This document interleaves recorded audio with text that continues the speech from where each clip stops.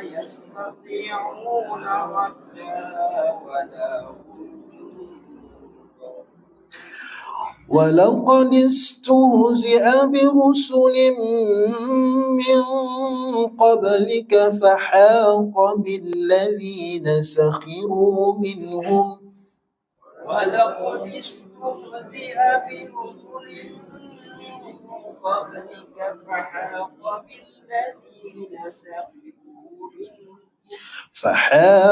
بالذين سخروا منهم ما كانوا به يستهزئون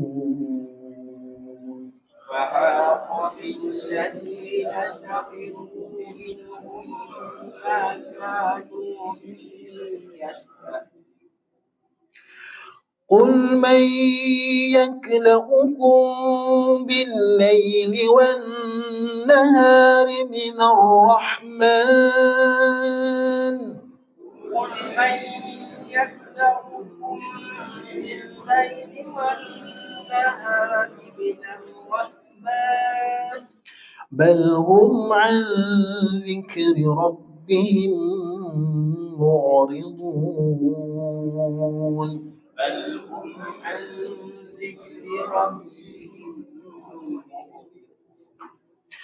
أم لهم آلهة تمنعهم من دوننا أم لهم آلهة تمنعهم من دوننا لا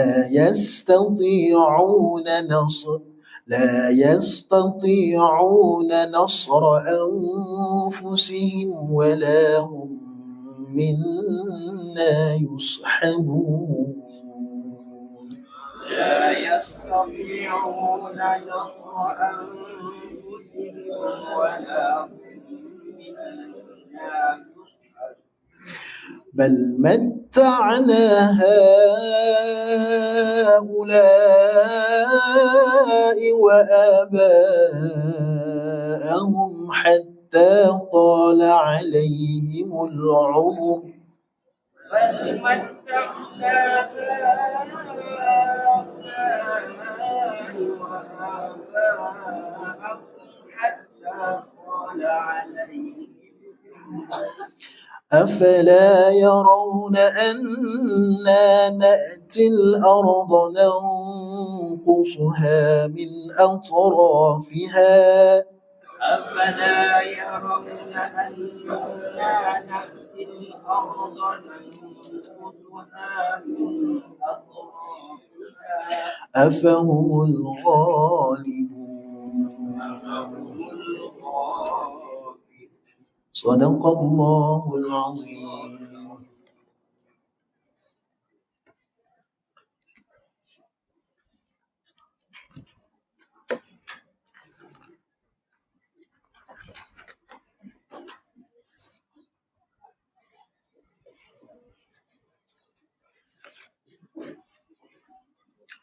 بسم الله الرحمن الرحيم. السلام عليكم ورحمة الله وبركاته. الحمد لله رب العالمين والصلاة والسلام على رسول الله وعلى آله وصحبه أجمعين. قال رب اشرح لي صدري ويسر لي أمري واحلل عقدة من لساني يفقهوا قولي. أما بعد. Kita banyak bersyukur kita kepada Allah Subhanahu wa taala dengan limpah dan kurnia-Nya kita dapat sama-sama pada pagi ini yang sahabat Imam yang datang masjid yang dikasihi sidang Jumaat. Ini hari Jumaat terakhir lah kita tahun ni. 325 muka surat tu kira sehari satu. Kemana? Alhamdulillah bagus eh. Kita berapa lama ni sampai ke mana? Lebih 2 kali lah. Baik, kita nak baca kitab ni sampai ke apa? Kuliah kita ni sampai ke apa ni? 7.30. Boleh? Kan lama sangat? Boleh tahan. Kita buatlah noh. Bila kita dah. Kita masih lagi membaca kitab Bidayatul Minnah Syarah 500 Sunnah min sunani salat ala mazhab Imam Syafi'i. Tuan-tuan yang dirahmati oleh Allah Subhanahu wa taala, 2-3 hari ni kita pun sibuk di media sosial, tuan. Kita sibuklah dengan isu-isu yang panas. Hak yang terbaru ni isu pasal itulah kawan guru kita Ustaz Zaidul tu. Banyak kita tengok di media sosial ni banyak berlaku fitnah. Fitnah ni tuan-tuan satu benda yang cukup jahat. Saja saya nak highlight sikitlah. Kadang-kadang kita ni, mulut kita ni dia jadi jahat. Cuma di akhir zaman ni orang melakukan fitnah ni melalui tulisan, tuan. Di media sosial, di Facebook, di Twitter, X sekarang sebagai X. Media sosial lah, Instagram. Sayyidina Umar bila menceritakan tentang fitnah ni, bila kita nak minta maaf, dia seperti mana bila seseorang tu bertaubat, tuan. Kita ni buat dosa, tuan. Mana ada orang keluar dulu terus orang panggil Datuk Imam, tak ada. Saya dulu pun keluar tu mana ada orang panggil ustaz, tak ada.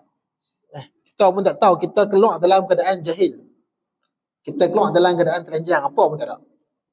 Tak ada satu orang yang keluar dari dunia ni tuan-tuan terus dia jadi alim, tak ada.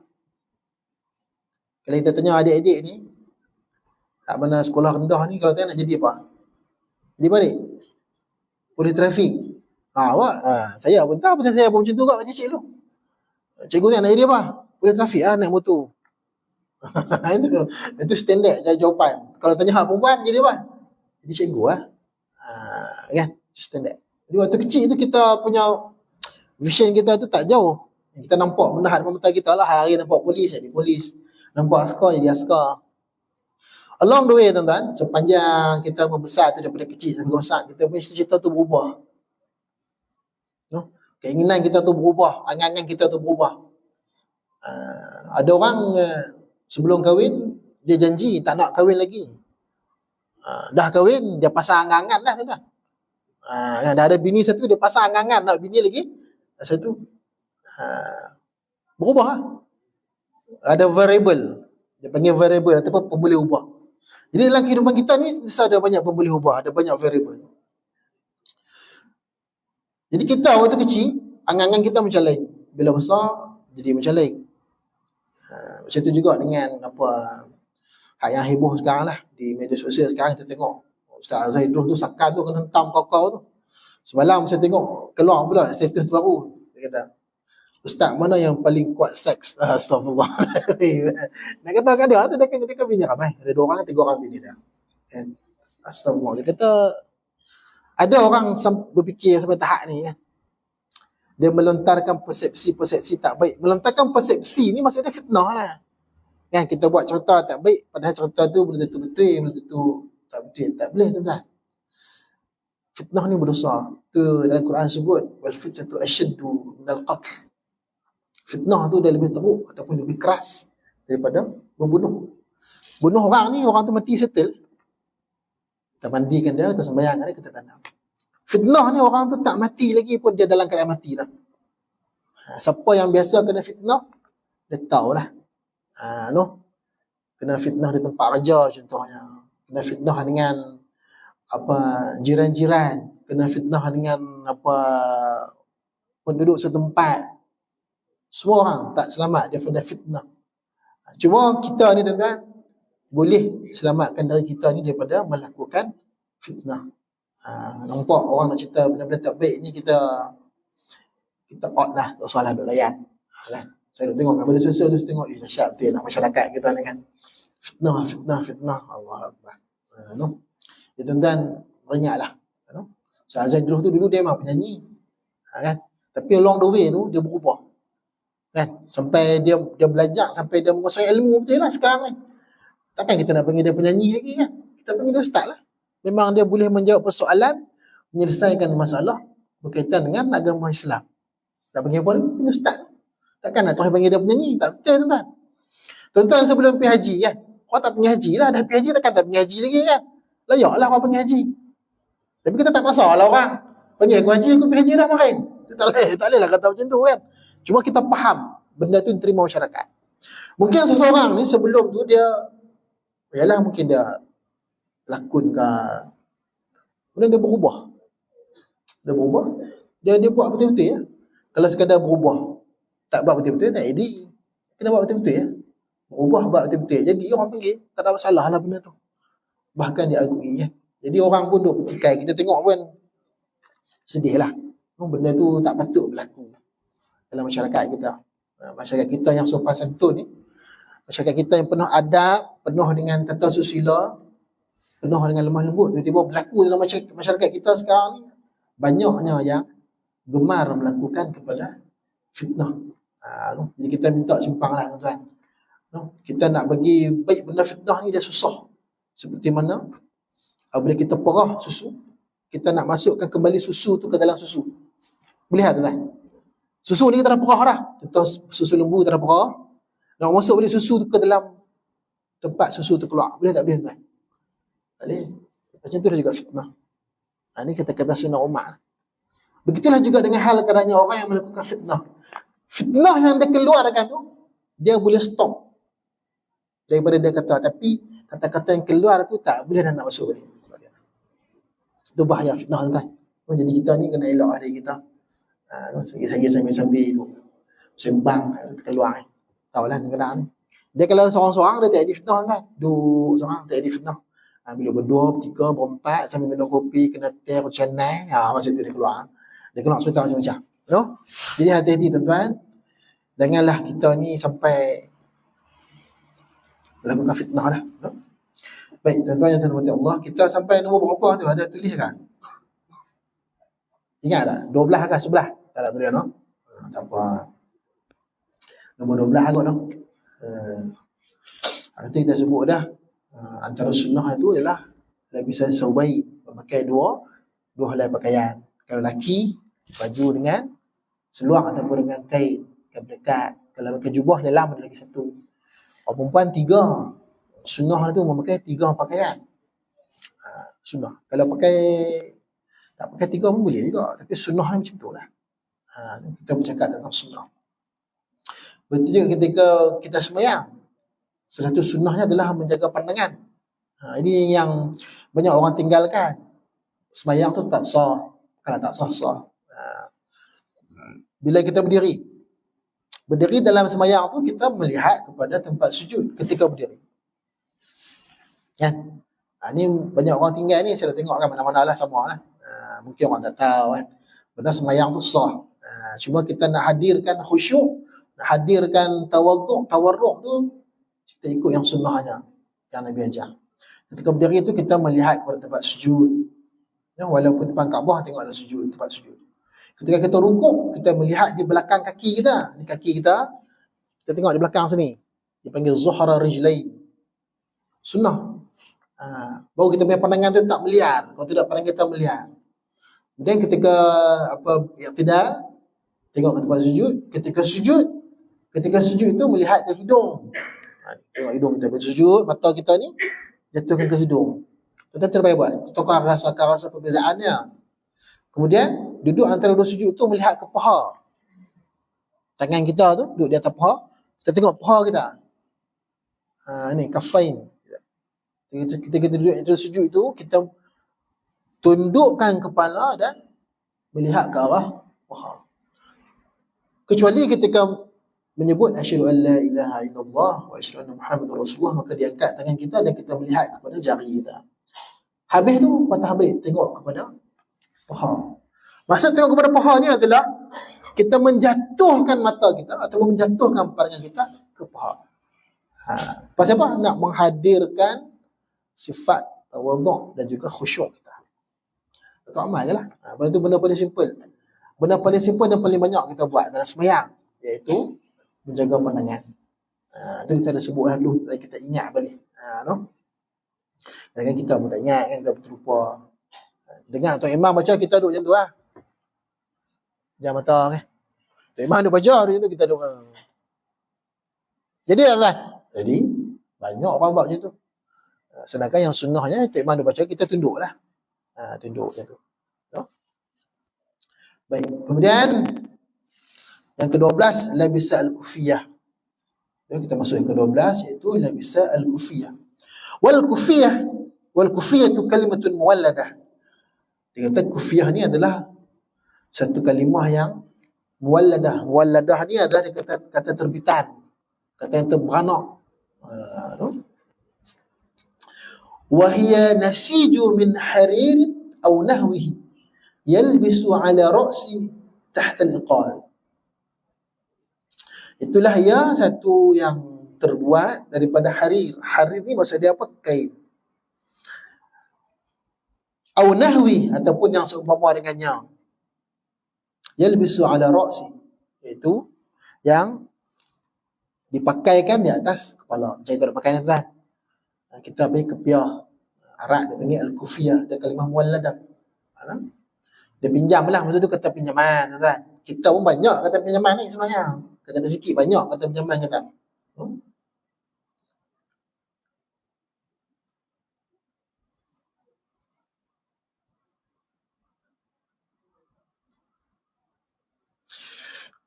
Aw yudaru hawla raqbih, hawla raqbah, kadha fi Mu'jam al-Wasit. Jadi disebut benda ni dia berdasarkan kepada kitab Mu'jam al-Wasit. Yang ke-13, labisa al-ammamah. Sunnah bagi kita ketika sembahyang itu memakai al-ammamah, serban. Pakai serban tu sunnah lah. Cara pakai tu pula. Nak mendapat cara pakai yang sunnah.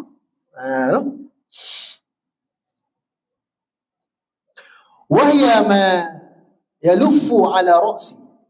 Apa itu al-amamah? Iaitu apa yang membalut ke atas kepala. Serban ni adalah satu benda yang kita balut atas kepala, macam tu aja kita ni pakai ni. Betul lah tu. Dia syukur kita pakai tu.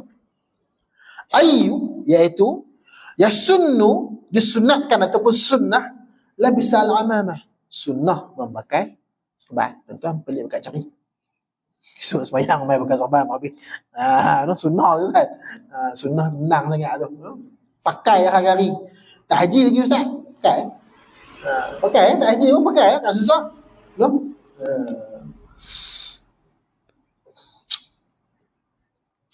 Wa tahsilu sunnah al-imamah biqalansuah wa ghairuha.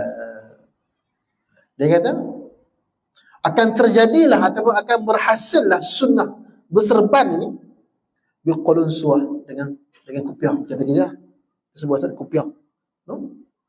Wa ghairiha, maksudnya pakai serban tu kan, kita jangan lilit serban saja. Sebelum kita buh serban tu kena ada benda lain atas kepala kita. Kopiah ke? Tak ada kopiah Ustaz, ada topi je. Ambil topi buh belut. Nak dapat sunnah memakai serban tu dengan qulan suah ataupun al-kufiyah tadi. Dapatlah sunnah tu. Qala Ibnu Hajar fi Tuffah. Berkatalah Ibnu Hajar di dalam kitabnya At-Tuffah, wa tasunnu al-imamah lis-salah wa liqasdi at-tajammul lil ahadi katsirah. Dan sunnah ataupun sunnah berserban ini dalam solat. Serban ni sunnah dia pakai dalam solat, kan? Di solat pakai serban sunnah. Kalau sekarang nak pergi minum kedai kopi tak ada tu kan. Tak kira pergi kedai kopi buka boleh serban tu. Sunnah ni pakai waktu sembahyang saja. Tapi kalau nak pakai saja boleh tak? Nak pergi korek kubur pakai serban, mandi sungai pakai serban. Kan? Pergi bendang pakai serban, orang getah pakai serban, boleh tak? Boleh. Melazimi hidup dalam memakai serban boleh juga. Yang sunnahnya sunnah memakai serban ketika solat. Sebab apa? Liqasdi at-tajammul, dengan tujuan untuk bercantik. Pakai serban ni lebih cantik. Orang tengok pakai serban ni lawa, kemah nampak. Ini bersandarkan kepada hadis-hadis yang sangat banyak.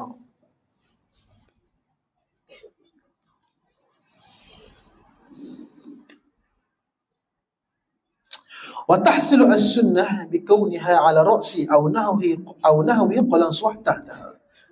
Sabah dia kata sunnah itu akan terjadi bila mana kita pakai serban berserta dengan qalansuh ataupun al-kufiyah tadi. Sebab ada orang pakai serban tak ada kepiah. Kan? Tak dapatlah sunnah memakai serban tu. Sunnah memakai serban tu dengan kepiah ataupun satu yang menutupi kepala sebelum pakai serban. Macam kita tengok yang pemuda-pemuda Palestin pakai tu, dia pakai serban tu, dia tak pakai kopiah lah, dia pakai balut tu je. Dia pakai serban tu, balut tu. Itu pakai serban saja lah. No? Sunnahnya memakai dengan kopiah.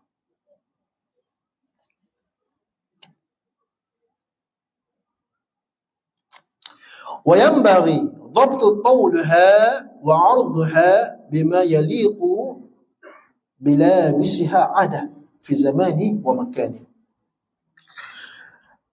Nak pakai tu macam mana pula tuan-tuan? Nak pakai panjang mana? Nak pakai lebar mana? Tu ada sunnah dia juga. Jadi sunnah yang disebut, kita memakai serban itu panjangnya dan juga lebarnya bima yaliqu, bersesuaian, bila bisiha, sesuai dengan baju dia. Adatan fi zamani wa makani, sesuai mengikut adat pada zaman tersebut dan pada tempat tersebut. Jadi sunnah serban itu, nak pakai besar mana, nak pakai panjang mana, dia punya ekor tu ikut sesuai dengan zaman dan juga tempat tu, adat tu macam mana. Kalau kita pergi belah Hadramaut, cara dia macam tu lah. Sunnah dia begitu, sesuainya begitu. Serban depan tu beberapa kali gulung tu, kan? Sunnahnya begitu. Macam kita di Malaysia pakai cara orang Malaysia, macam dia juga pakai tirah tu. Tirah. Sunnahnya bersesuaian dengan tempat, bersesuaian dengan zaman. Sebab apa? Sebab serban ni dia menjadi simbolik kepada keilmuan, kan? Orang serban dia makin besar, ada ekor dah, lagi makin panjang daripada serban tu, makin tinggi ilmu dah, tuan-tuan. Tuan-tuan lagi pakai serban besar-besar, orang tegak minta fatwa, tuan-tuan. Pakai padan-padan, tuan-tuan. Kita ilmu tak banyak mana, jangan duduk serban besar-besar. Sekali lagi orang main tegak, Assalamualaikum Tok Syekh, cerita sikit. Dan main salam, dia minta baca hadis satu dah dengar, kami dah dengar hadis lagi ni, tuan-tuan. Boleh pakai serban, tapi jangan duk gulung besar-besar sangat, tuan-tuan. Kalau kita ni tak faham mana, pakai waktu sembahyang, lepas sembahyang tu buka balik. Takut jadi macam tu lah. Saya kira main tanya Ustaz, Assalamualaikum, ada soalan sikit Ustaz. Serban besar kan? Waalaikumsalam. Assalamualaikum Ustaz. Waalaikumsalam. Seronok lah orang panggil Ustaz ni, nak tanya sikit Ustaz. Tu dia. Baru dah pakai tu. Tuan lah. Pakailah. Tapi jangan duduk besar-besar sangat. Kan tak boleh. Tapi kebiasaan kita di Malaysia ni, serban kita tak besar. Kalau kita tengok serban Al-Kandahlawi tu, hak yang tariqat tu, Naqsyabandiyah tu, serban besar. Kan bergulung tu memang sahih lah, dia alim tu kan. Orang alim. Hafal hadis ni, Allah Akbar, banyak kalah kita. Kita 100 pun tak ingat. Kalau hak yang bergulung tariqat tu, dahsyat lah. Habib Umar, Habib Ali Zainal Abidin, Al-Jufri, jangan lagi lah yang Habib-Habib semua tu, serban tu bukan kaling-kaling tu kan, bukan besar-besar tu. Kita pergi salam duduk dapat ilmu. Kita ni salam duduk dapat merapu tu kan. Kita ni orang Melayu kita ni, sembang sejam hak boleh pakai 2 minit kan. Lagi 58 minit tu merapu. 2 minit cakap benda betul, lagi 58 minit merapu. Allah. Kita ada passion tu. Orang kita dia tak mau nak serius, dia memang nak seronok. Dia in our blood. In our blood, kita punya style kita ni. Dia bukan nak merapu teruk-teruk sangat pun. Dia merapu ni sekadar tak mau bagi suasana tu tension sangat. Biar orang kata apa, biar mesra. Dia sembang di sini tu, dia nak biar mesra. Kadang-kadang duk maki kat kawan tu sikit, maki kat kawan ni sikit, kan. Dia jadi macam tu, kan. Duk sembang-sembang kawan pemain. Loh, hang ni lama tak nampak. Bagus sebut nama hang ni. Panjang umur. Ada sambung lagi lepas tu macam-macam kan. Zaman saya dulu tu. Lah, bagus sebut nama hang. Panjang umur. Lanjut telur. Zaman dulu, zaman kita lah kan. Kawan kita lah. Kata kan. Tak ada benda lain kan nak sebut. Kata kita duduk melawak jenis tu. Ya? Ada orang memang macam tu. Hak kawan hak kena kata tu dia marah. Dia kata aku melawak. Kalau aku pun kalau aku jumpa hak pun aku kata macam tu juga kan. Dia nak melawak. Melawak tu dia membuah kasih sayang. Kalau tak boleh melawak payah juga kan. Orang tak reti melawak. Payah. Saya biasa jumpa orang tak reti melawak. Nak bersembang tak boleh. Nak sembang nak kata kot ni tak kena, nak kata kot ni pun tak kena, nak kata kot mana tak tahu lah kali. Apa dah saya ada urusan sikit kita belah. Tinggal tak boleh. Kita jenis sembang melawak kan. Saya ni sembang yang lain kawan saya ni tahulah. Kalau kita ni jenis kelola lah juga kita ni pun kan. Kita ustaz-ustaz pun kita kelola jugalah. No?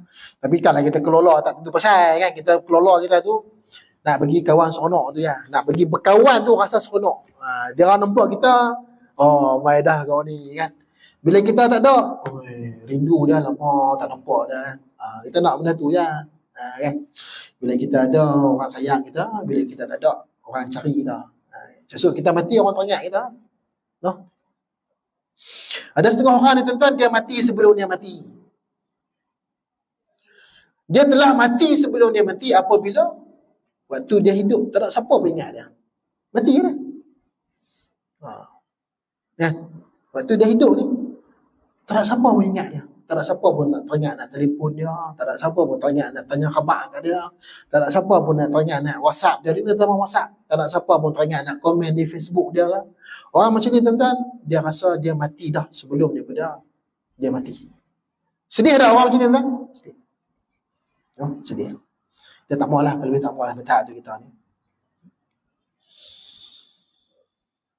Kemudian dia sambung fa in zada ala zalik kariha. Maksudnya kalau dia memakai serban itu lebih daripada adat kebiasaan di tempatnya dan di zamannya, makruh. Orang duk biasa pakai serban macam syukur kan. Tiba-tiba ada mai hari tu dia pakai serban ni sampai tak nampak kepala. Nampak serban dia. Tengkuk pun tak nampak ni. Makruh kan? Makruh. Pasal itu bukan adat kebiasaan pada zaman tersebut dan pada tempat tersebut. No? Jadi kita pakai sembahan ikutlah tempat kita, ikutlah zaman kita.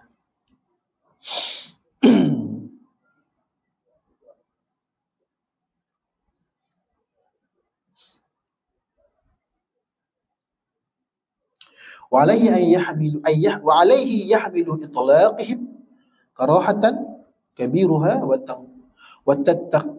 وتتقيد كيفيتها بعادتها أيضا. Jadi bila dah ada pakai tu tak betul tu, pakailah, dia kena tukar lah, maksudnya dia kena tukar balik. Pakailah sama macam orang yang pakai. Macam kita ni terbang kita tak besar sangat tuan-tuan, no? Tak usah duk terkejut dengan pakai besar-besar sangat. Ikut tempat kita lah. Mungkin di sini pakai sampai style baju syukur lah. Kan?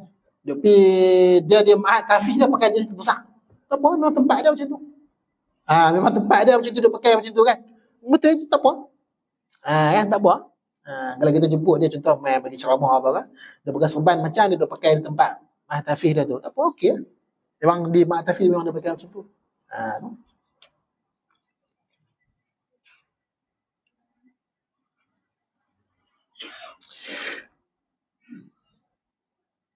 وما صح في عمامة رسول الله صلى الله عليه وسلم ما أخرجه مسلم وغيره من حديث عمرو بن حديث رضي الله عنه كأني أنظر إلى رسول الله صلى الله عليه وسلم على المنبر وعليه عمامة سوداء قد أرخى طرفيها بين كتفيه.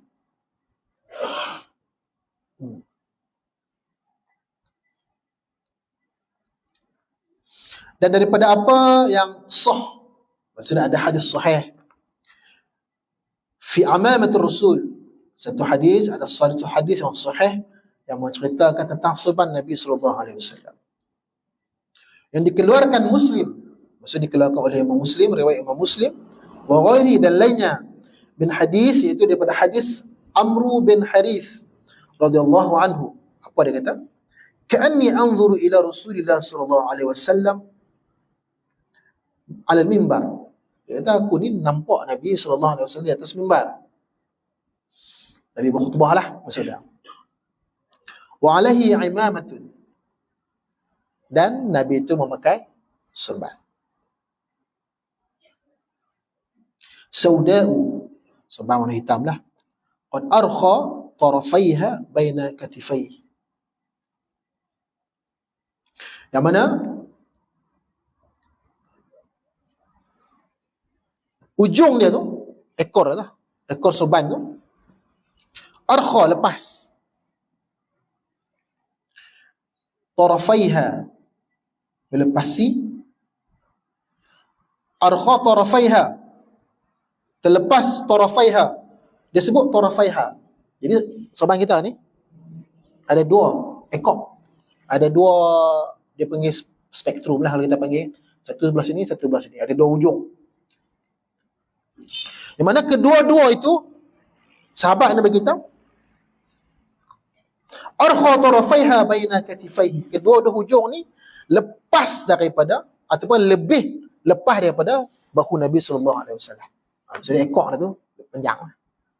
Kita nak gaya serban sama tuan tu. Bagi lepas dua-dua. Ada orang pakai satu boleh lah kan. Tapi hak sunnahnya dua-dua ekor tu bagi lepas daripada bahu kita. Ini yang sahabat nampak. Ini yang sahabat nampak cara Nabi memakai serban ketika mana berkhutbah di atas mimbar. Maksudnya lepas tu Nabi nak semayang lah. Mula Nabi khutbah, lepas tu nak semayang. Jadi dalam semayang nak pakai serban, bagi lepas ada dua ekor. Dua ekor tu lepas daripada bau. Boleh lagi tuan-tuan? Boleh lagi? Satu lagi no? Bang baca satu lah. Panjang sikit tu. Yang ke-14, dan saat yang ke-13 labis al-imamah. Yang ke-14 at-ta'awuz qabla dukhulu fiha. Sunnah dalam solat itu ialah menyebut ta'awuz, iaitu menyebut a'udzubillah sebelum solat. Ayy fi solat, sebelum kita sembahyang sebut a'udzubillah minasyaitanir rajim. Sunnah. Wa huwa ay yaqula a'udzubillahi minasyaitanir rajim, iaitu dia mengatakan a'udzubillahi minasyaitanir rajim wa nahwi, dan yang seumpama dengannya. Ada orang tambah lagi. Kan? A'udzubillahi minasyaitanir rajim. Apa-apalah. Tapi sunnahnya menyebut ta'awuz, iaitu berlindung daripada Allah Subhanahu wa taala daripada syaitan yang terjam. Wa dhalika li'anna al-khushu'a fi as-salati matlub. Sebab apa? Khusyuk dalam solat ni adalah sesuatu yang sangat dituntut. Sebab tu kita minta berlindung daripada syaitan. Wa ma'lum anna syaitana yahulu bainal musalli wa bainal khusyu' fiha. Dan seperti mana yang kita tahu, syaitan ni dia duduk main di sekeliling kita. Dalam solat kita tu dia duduk main di antara solat kita dan juga khusyuk kita. Syaitan.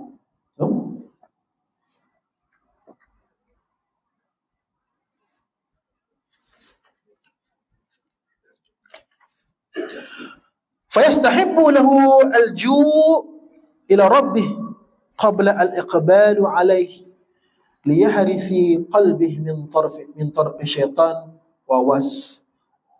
ووسوسه. Jadi kita ni disebabkan kita nak sembahyang, kita nak pada khusyuk, maka haruslah kita ni minta perlindungan daripada Allah Subhanahu wa taala supaya kita ni dilindung qalbi, dipelihara hati kita ni daripada gangguan syaitan dan juga daripada was-was. Jadi sunnah kita ni untuk menyebut a'udzubillahi minasyaitanir rajim. Li'umumi qawlihi sallallahu alaihi wasallam liman wajada dhalik wal yasta'iz minasyaitanir rajim kama sayati fi surat raqam 16. Ini adalah diambil daripada lafaz umum. Lafaz umum daripada hadis Nabi sallallahu alaihi wasallam yang mana Nabi sebut wal yasta'iz minasyaitanir rajim.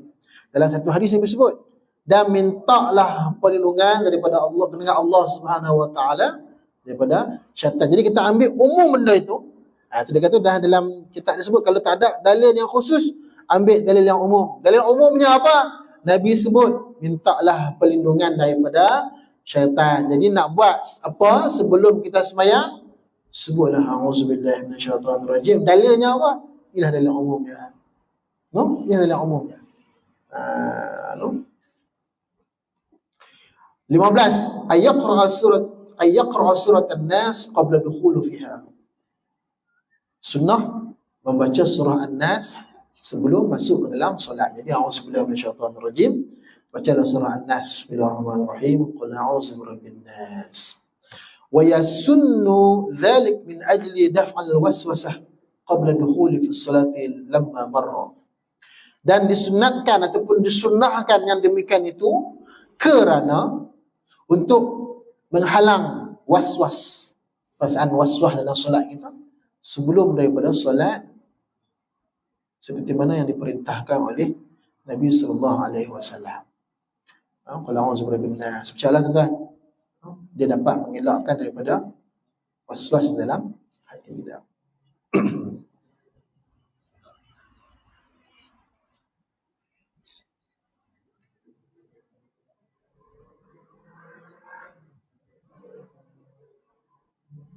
Boleh tuan-tuan? Ya, cukup lah. Banyak sangat lagi. Baiklah, kita dapat 3 benda ni. Hak tadi yang pertama, memakai kopiah, kemudian memakai sorban dalam solat, kemudian ta'awuz, kemudian membaca qul a'udzu birabbin nas.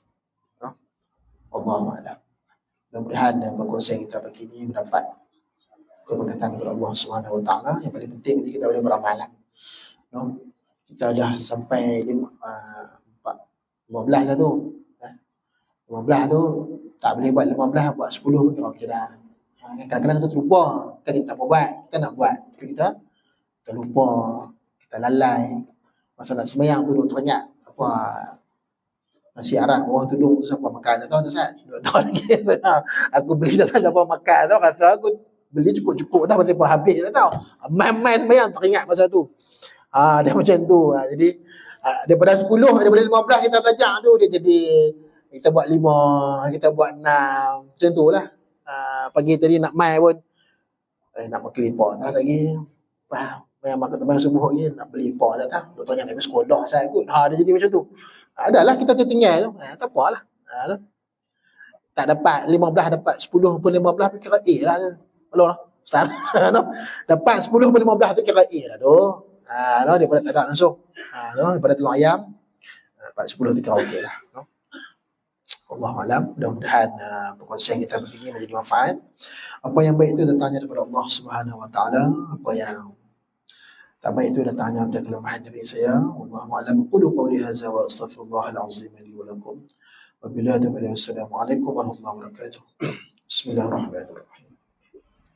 ربنا زدنا علما ورزقنا فهما وربنا زدنا علما ورزقنا فهما ربنا زدنا علما ورزقنا فهما. الحمد لله رب العالمين. تقبل الله منكم.